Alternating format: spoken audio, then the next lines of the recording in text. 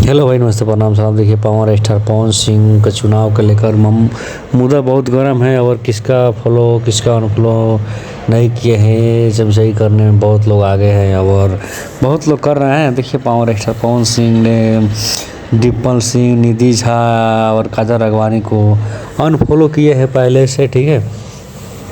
और दिनेश लाल यादव के भी अनफॉलो किए थे। देखिए, अनफॉलो से कोई मतलब नहीं रहता है। देखिए, निरहुआ को प्रचार पवन सिंह करवे किए थे, तो उस अनफॉलो या फॉलो से कोई फ़र्क नहीं पड़ने वाला है।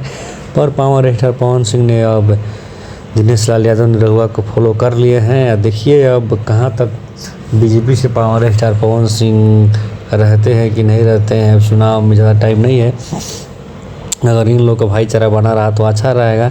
अगर दूसरे पार्टी से लड़ेंगे तो तब भी ठीक है, पर इन लोगों से थोड़ा तनाव हो जाएगा, ठीक है। तो आप लोग अपना दुलार प्यार बताइए और पावर स्टार पवन सिंह को सपोर्ट कीजिए। कहाँ से चुनाव